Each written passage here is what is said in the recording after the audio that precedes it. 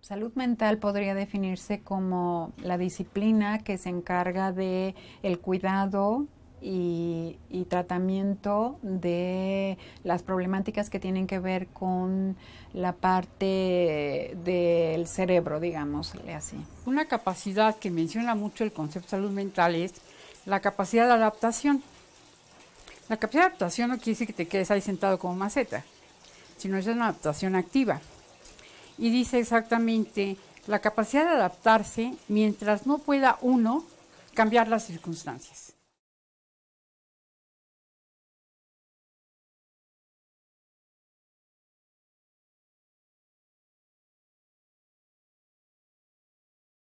Yo soy Jessica Fernández Cano Álvarez, tengo 21 años. Pues a mí me gusta mucho cantar y espero ser cantante reconocida. Y ahorita estoy estudiando música. Mi nombre es Ricardo Sánchez, pues nací allá por la década de los 60. Soy músico guitarrista, escribo, me gusta tomar fotografías. Mi nombre es Patricia Lidia López García, estudié contabilidad pública en Escuela Bancaria y Comercial. Estuve estudiando en esa escuela desde que estaba en el bachillerato y ahí estuve 8 años. Yo me llamo Iván Maceda Mejías, tengo 29 años y bueno, me ha gustado a lo largo de mi vida pues dedicarme a muchas cosas. Mi nombre es Paola Santamaría, tengo 34 años. Actualmente me dedico a encuadernación artesanal. Se puede decir que soy un maestro de construcción. Soy Jorge García Pelayo porque no acabé la carrera que estudié en un semestre en la UNAM y otro semestre en el Politécnico, en la ESIA, en Zacatenco. Lo que más me gusta a mí es cantar.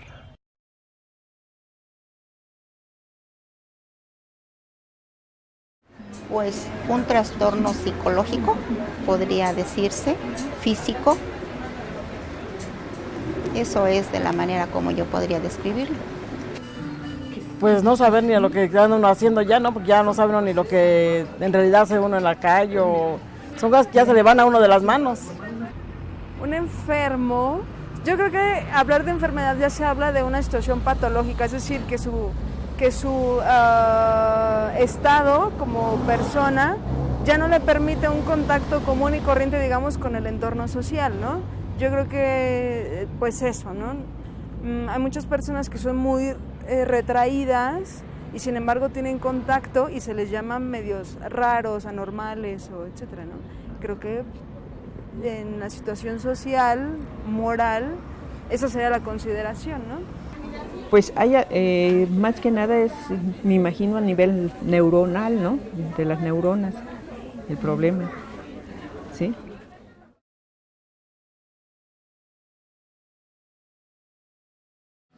Pues yo que sí. No, yo creo que no.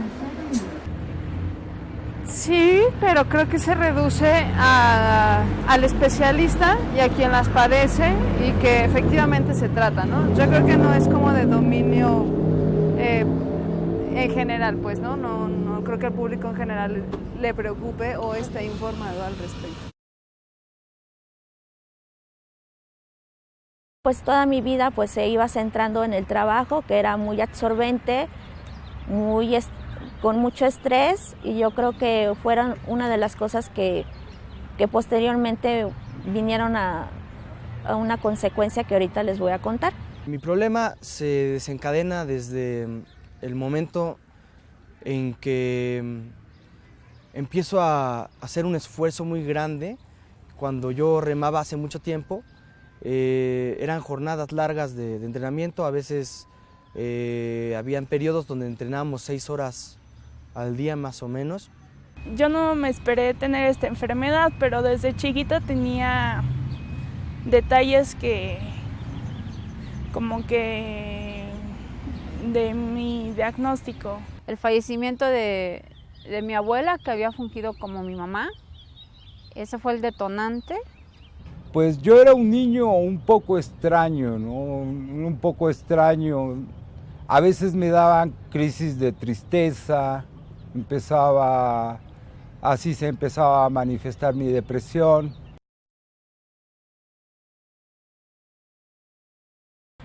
En el año 1997 yo me casé por la iglesia y yo pensaba que me iba a ir muy bien, así como me estaba yendo en todo, ¿no?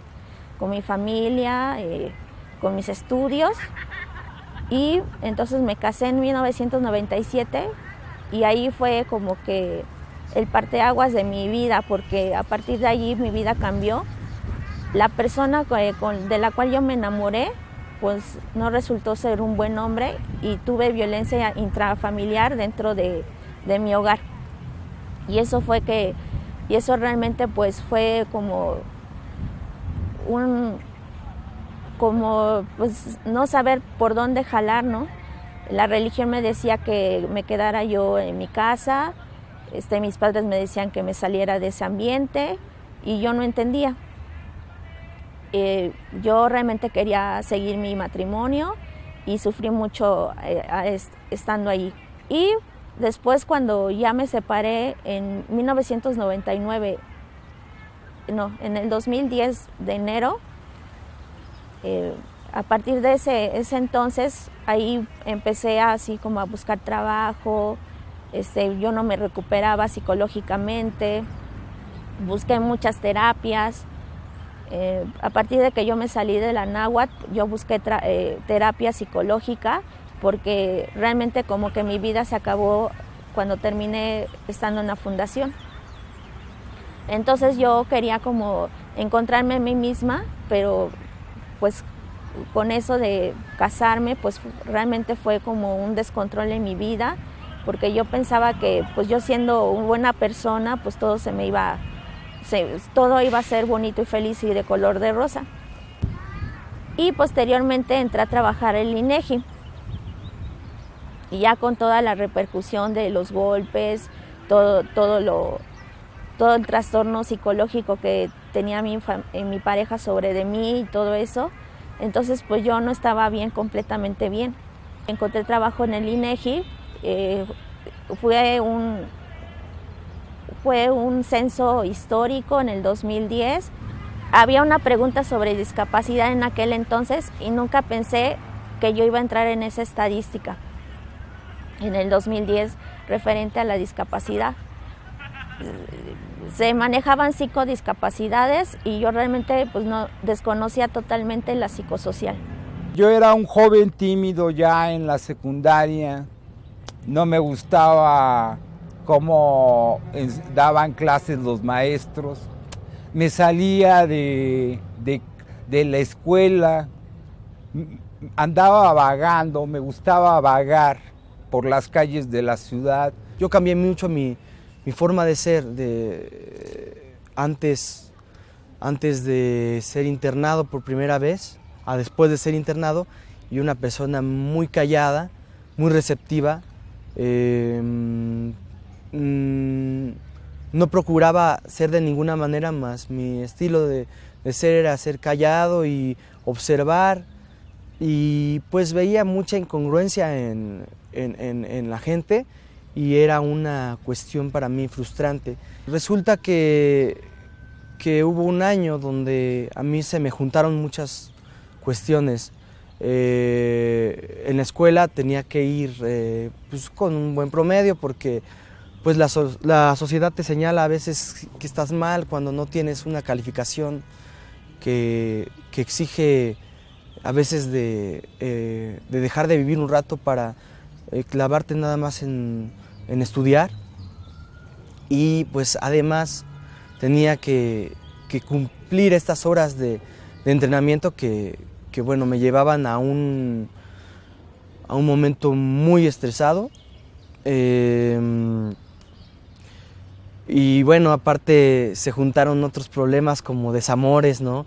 Decepciones amorosas, en el sentido de que no era aceptado uno por una chava, ¿no? Uno estaba ahí queriendo ligar y emocionalmente uno se decaía. Las veces que me internaron, unas fue por manía, La primera vez pues, andaba yo en Acapulco y quería rentar un jet, o sea, andaba mal. Entonces sí fue necesario, la verdad. Y las otras veces fue porque pues, me quería suicidar, o sea, lo andaba pensando y mi hermana vio que ahí tenía ya colgada yo mi cuerda y dijo, no, órale, al fray. Pues me doy cuenta que ya desde la adolescencia, incluso desde la niñez, yo ya presentaba ciertos rasgos de impulsividad, de agresividad, de depresión. Me saturo de mucha información y intento acaparar todo y hacer todo perfectamente, entonces me saturo y como que empiezo a sentir que me hablan de la tele, que en el radio me están hablando, que los marcianos y todo eso, ¿no? Pero yo creo que tiene que ver con el estrés y todo eso. Pues como está el mundo, yo creo que no. Pues sí. Creo que decirlo a algún tercero sería una situación un poco complicada, ¿no? Sí. ¿A quién se lo diría? Primero a los familiares, ¿sí? Sí. Ya que me diagnosticaran.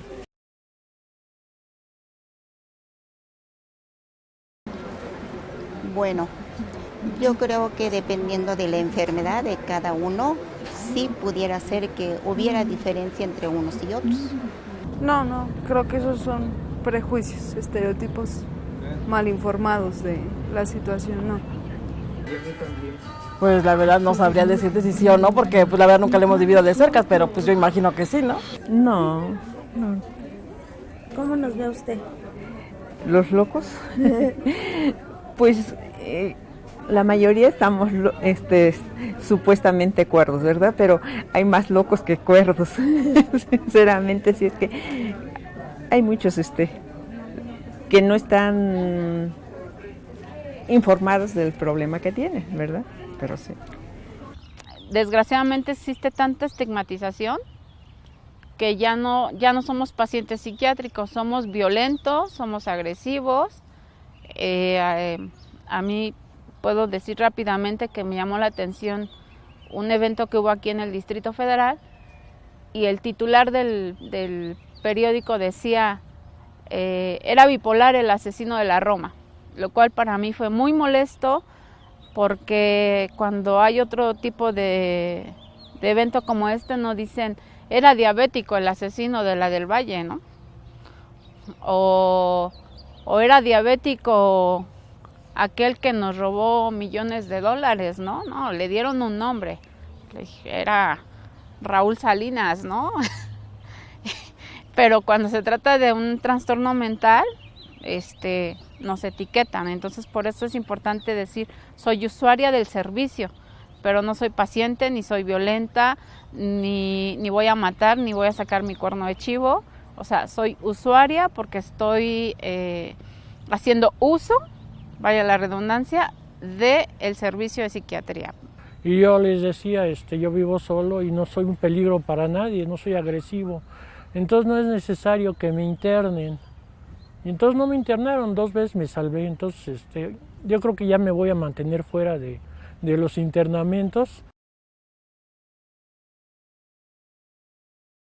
Y entonces pues sucedió que el último día de trabajo fui a despedirme de todos los del INEGI y me empecé a dar cuenta que se empezaron a mojar los cuestionarios y yo me enojé muchísimo porque yo dije es el trabajo de meses y ellos no lo cuidaron, no guardaron los cuestionarios y fui a acusarlos allí al Metro Juárez, donde están las oficinas centrales, bueno, no las oficinas centrales del INEGI, pero sí del distrito.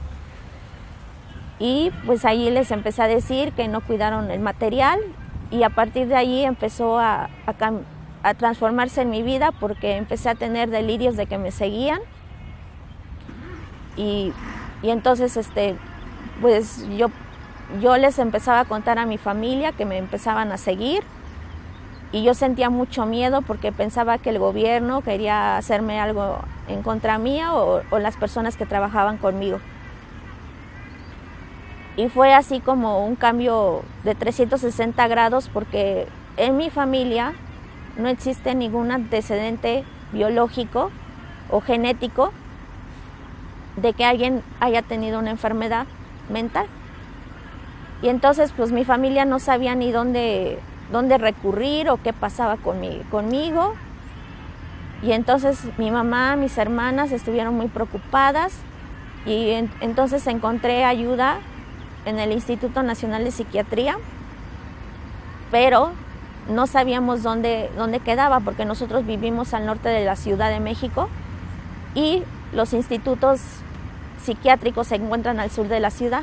Entonces la primera instancia donde me recibieron fue el Fray Bernardino y ahí pues no fui internada, me dieron una pastillita, risperidona, y con eso empecé a ver que mi mente estaba enferma. La gota que derramó el vaso fue cuando me participé en el campeonato panamericano juvenil que se celebró aquí en México en el 2002 y competimos contra personas pues muy altas, con un físico muy imponente, unos brasileños que pues el más chaparrito mediría 1,82 y bueno, los más altos pues yo creo que llegaban casi a los 2 metros.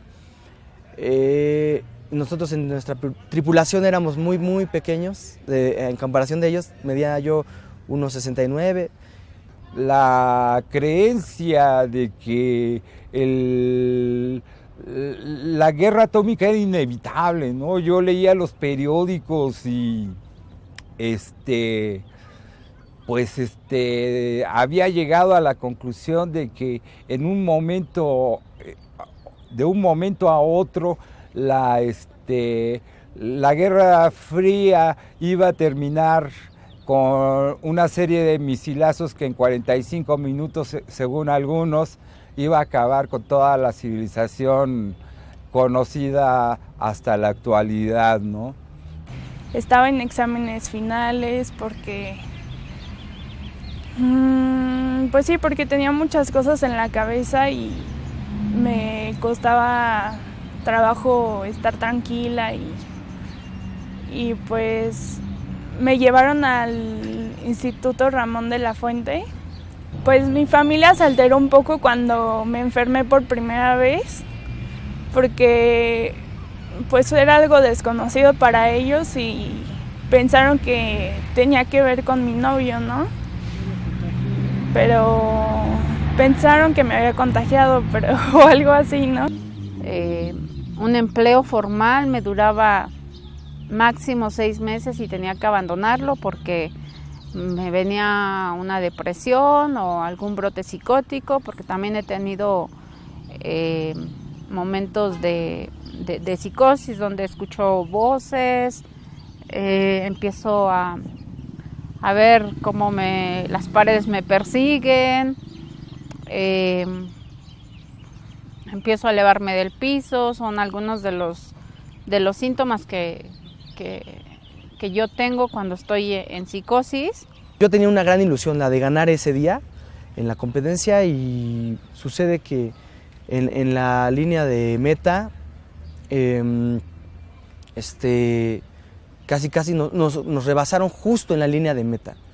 Llevamos 500 metros de competencia, de llevarles a ellos, más bien de ventaja, 500 metros, de 2000 metros. Entonces, el momento en el que nos ganan, pues para mí resulta una frustración y empiezo a encerrarme en un mundo donde mi insatisfacción se volvió enemigo de mi integridad, y de ahí explotó un problema en el cual pues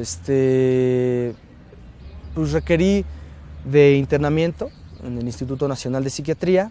Fui atendido de manera inmediata,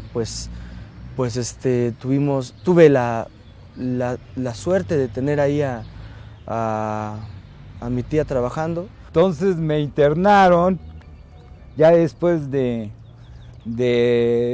pues ya cuando fue clara la crisis, pues me internaron y pues hasta tuve que abandonar la escuela. Yo llevaba un buen promedio, llevaba 9.2 de promedio en la prepa, ¿no?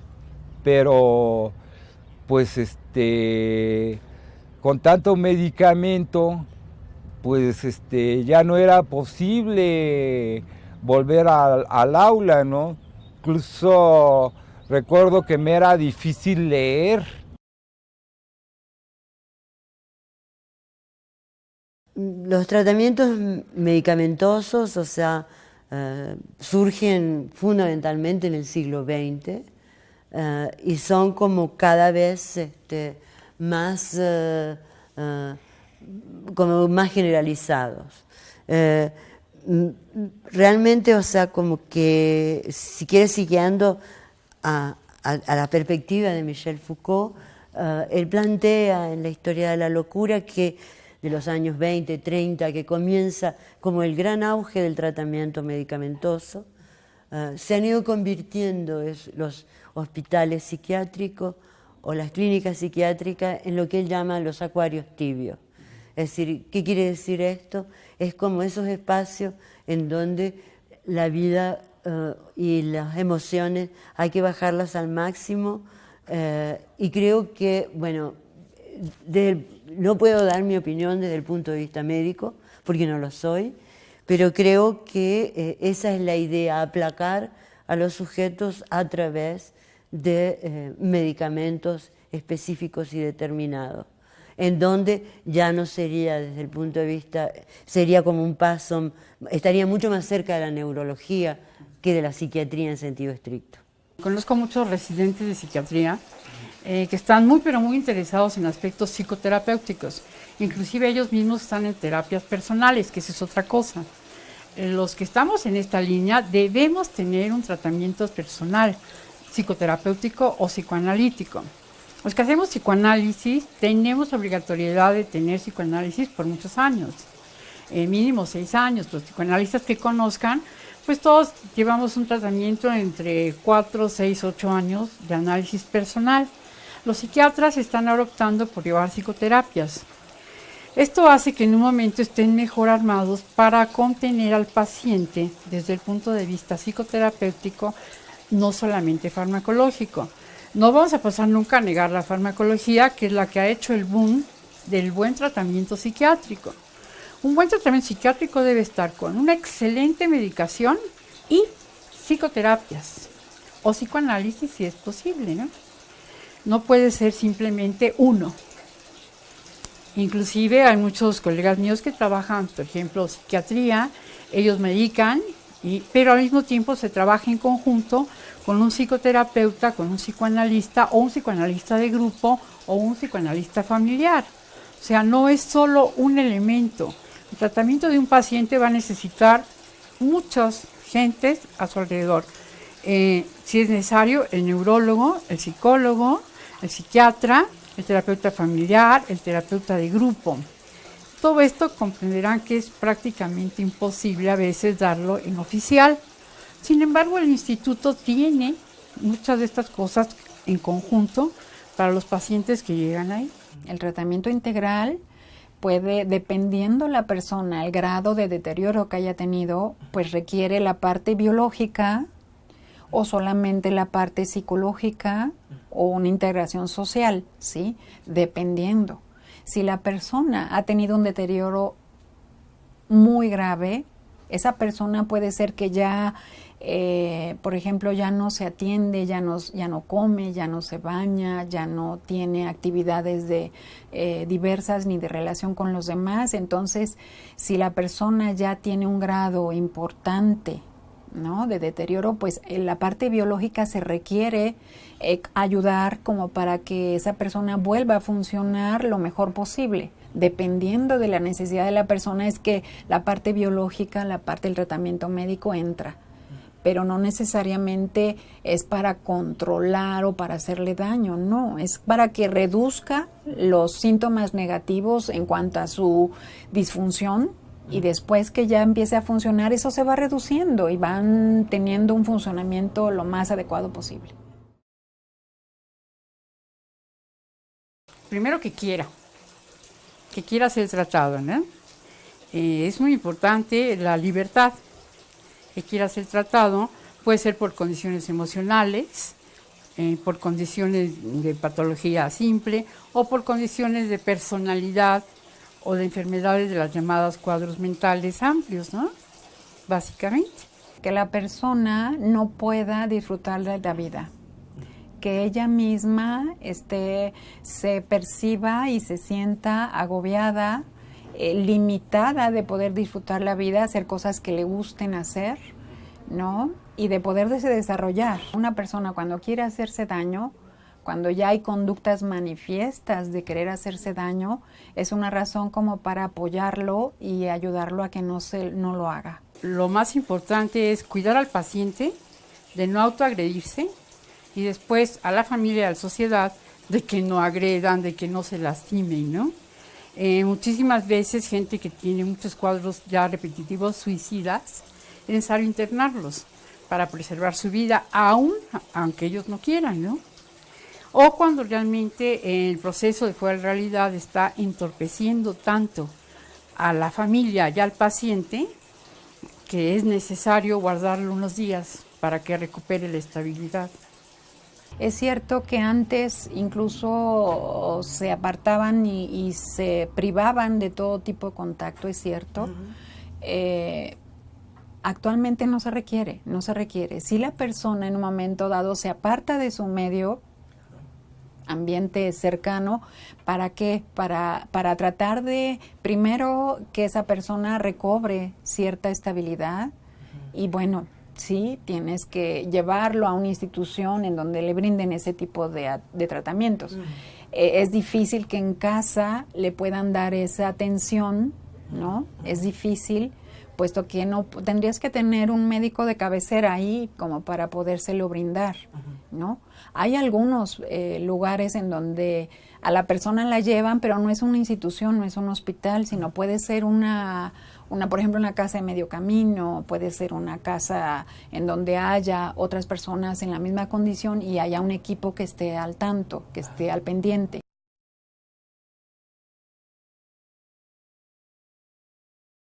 Pues mira, se han estudiado, hay algunos estudios que dicen que es años. Una persona puede empezar a sentirse mal, digamos un tanto inadecuada en su comportamiento, en su vida diaria, y lo deja pasar, ¿no? Todo eso se va aumentando al grado de que la persona pues puede ser que se quiera hacer daño por lo infeliz que se siente, ¿no? Entonces eso puede hacer, normalmente en estudios se ha encontrado que alrededor de 14 años la persona puede ir a pedir ayuda. Pues mira, a veces es rápido, si hay cierta cultura de entender que es la enfermedad mental y de entender que es un psiquiatra, o simplemente si se sufre, pues ir a un psiquiatra o un psicólogo. Los buenos psicólogos atienden a los pacientes y en un momento dado, cuando ven que el caso es como no de gravedad de internar, sino que es requerimiento aplicar un fármaco, envían al psiquiatra para que se auxilie. En otros, bueno, va directo. Muchas veces se dilatan muchísimo porque las familias niegan las cosas. No tiene nada, así es. No hay problema, hasta que llegan a haber problemas mayores, ¿va, no? Y después también la falta de recurso económico, la falta de servicios sociales que atiendan perfectamente, se saturan muy rápido, ¿no? Estuve pues vagando de un psiquiatra a otro, de un psiquiatra a otro, sin tener un diagnóstico correcto, un buen tratamiento. Creo que perdí 10 años ahí. Muchas personas nos han tratado de decir que no podemos tener una relación estable. Porque él es bipolar y yo soy esquizofrénica. Pero pues yo creo que sí pueden tener una relación si están enfermos, porque pues siguen siendo unas personas normales y el chiste es mantenerse estables y eso depende de uno mismo y también se puede apoyar uno en la pareja. Y bueno, porque cualquier persona que nos haya dicho en alguna ocasión que no podemos estar juntos por no tener una condición de normalidad, nuestra normalidad es esta, nosotros la aceptamos como tal y creo que funcionamos más como más que algunas otras parejas que se supone no tienen ningún diagnóstico psiquiátrico. Pues yo me siento muy bien con nuestra relación porque nos tenemos mucha confianza y pues es como cualquier otra relación, solo lo único que nos diferencia de las otras parejas es que tenemos una enfermedad y que pues a veces nos juzgan por eso, pero el chiste es abrir mentes y pues ser positivos entre nosotros.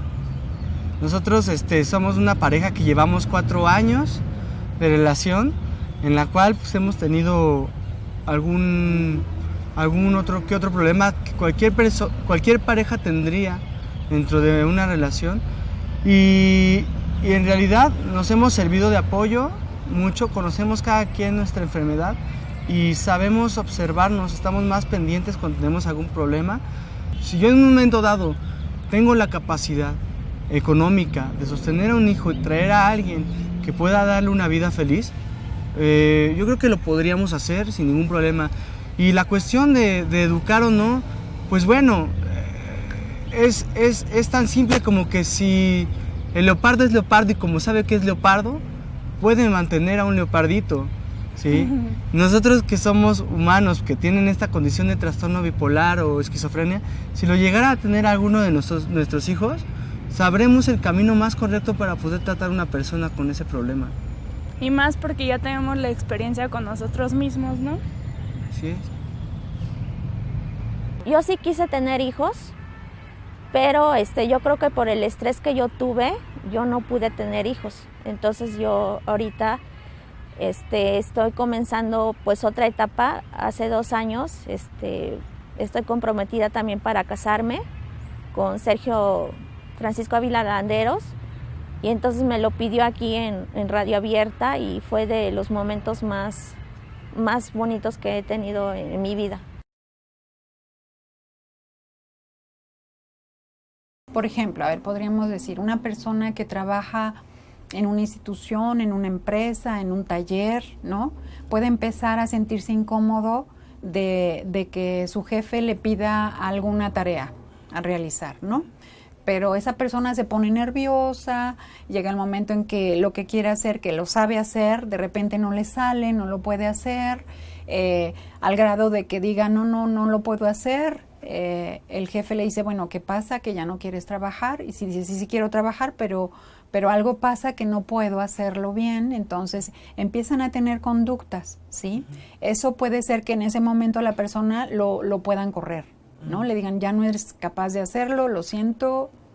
Yo realmente tengo miedo de llegar a una entrevista de trabajo. Yo sí quiero decir que tengo una discapacidad psicosocial, pero en el momento en que yo diga que yo tenga la enfermedad, no van a querer contratarme. Entonces yo quiero pelear un poco por los derechos, que tenemos derecho a tener un trabajo, a tener una familia. Todos mis pacientes saben que tengo trastorno bipolar, porque toda mi vida he luchado porque desde que tengo este problema, incluso antes de que no se discriminara a alguien por una situación aparentemente limitante. No sé, tal vez me tocó conocer personas que tuvieran este sentido y di con ellos en mi vida y pues, pude tomar esa bandera. Pero sí, nunca dejo que ningún paciente se vaya de mi consultorio sin saber que tengo trastorno bipolar. Bueno, si uno lo mira históricamente, o sea, ha ido tomando formas distintas y determinadas. Es decir, el filósofo que me he dedicado a estudiar los últimos 30 años de mi vida trabaja fundamentalmente el problema del encierro. Se encierra fundamentalmente en sociedades como las nuestras a la diferencia. Y creo que el problema de nuestras sociedades es que nunca han sabido qué hacer con el diferente. Por lo tanto, la forma más fácil que han encontrado es, o sea, excluirlo de la sociedad y recluirlo, ¿ya? Pero creo que eso no es una forma de tratamiento, ni es tampoco una forma de pensar la problemática. Si lo vemos con relación a México, digamos, otro de los estudios que hice durante bastante tiempo fue acerca del funcionamiento de la Castañeda, del Hospital Psiquiátrico de la Castañeda, durante los primeros años. O sea, sabemos que empezó en 1910, fue inaugurado, y se mantuvo hasta 1968. Por lo tanto, trabajé 1910, 1930, en donde hay una cierta modificación de su estructura y, digamos,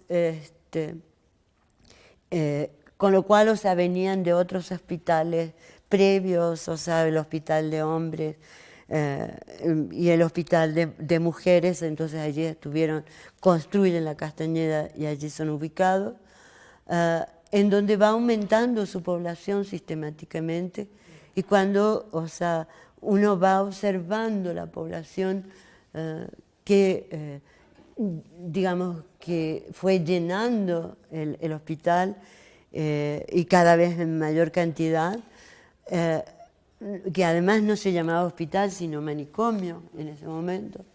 Es decir, la mayoría eran gente pobre, alcohólicos en su gran mayoría, con lo cual, es decir, había como o sea, o sea, en su gran mayoría eran sujetos en situación de indigencia. Por lo tanto, digamos, había como una forma de excluir a los sujetos más que de tratarlos.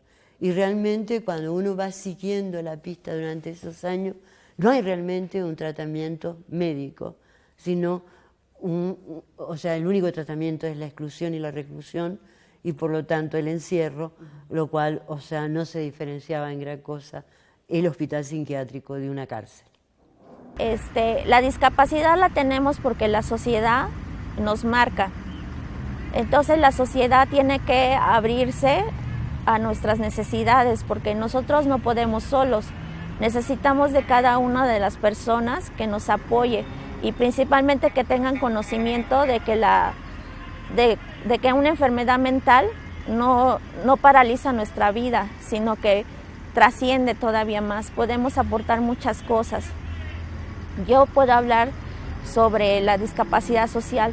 He vivido pocas las otras discapacidades, porque también estuve con las Hermanas de la Caridad, estando con ellas, ayudándolas, y sé más o menos lo que es la discapacidad, pero cuando te toca que tú tienes la discapacidad, y más que nada que la tenga la sociedad y no nosotros, es increíble. Pero ellos pueden transformar nuestras vidas, pero por mitos de muchos años. Yo nada más cuento de lo que habla de la Biblia, que son 2000 años de que nos hablan como personas endemoniadas. Entonces, pues esas cosas pues tienen que cambiar y transformarse. Pues a mí siempre algo de esta enfermedad, que para mí es una bendición, de alguna manera, sin que yo sea creyente de ningún Dios, pero me parece algo muy bonito el que me haya podido enseñar a ser más empático, a ponerme en el lugar de otros. Y si tienen algún paciente en su casa con una enfermedad, les recomiendo que los apoyen en sus sueños y pues los traten como a cualquier persona y los apapachen y ya. También hay que ver los beneficios del trastorno bipolar o de una enfermedad psiquiátrica. Es que parece que hay otras conexiones en el cerebro donde si tú utilizas tu creatividad para cocinar, para cantar, lo que sea, pues puedes volverte un personaje público, ¿no? Un gran cantante, cocinero. Yo de manera personal me he puesto como objetivo ir a diferentes instituciones y tener una charla y saber cuáles son las carencias en cada lugar para poder darle voz a todos, no solo a mis carencias, sino a la de todos. Yo le quitaría muchas páginas al DMS5, yo le quitaría muchas páginas. Yo he observado que las personas a lo largo de su vida, las personas como nosotros, todos presentan los mismos síntomas a través de su vida y pues algunos le llaman esquizofrenia, otros bipolaridad o que tienen comorbilidad, esquizofrenia, bipolaridad, etcétera, y pues nada más son etiquetas arbitrarias. Me siento muy mal intentando pensar en una alternativa, ¿no? Creo que debe salir a través de un diálogo entre la gente que sufren el encierro, la gente que sufren algún tipo de problema, sea psíquico, psicológico o bien psiquiátrico o neurológico, que creo que los tratamientos tienen que ser diferentes, pero la única manera posible es, a través de un diálogo en que esté el problema médico, el problema psíquico, el problema social, el problema económico, que me parece fundamental, y es ir encontrando entre todos una alternativa y una salida.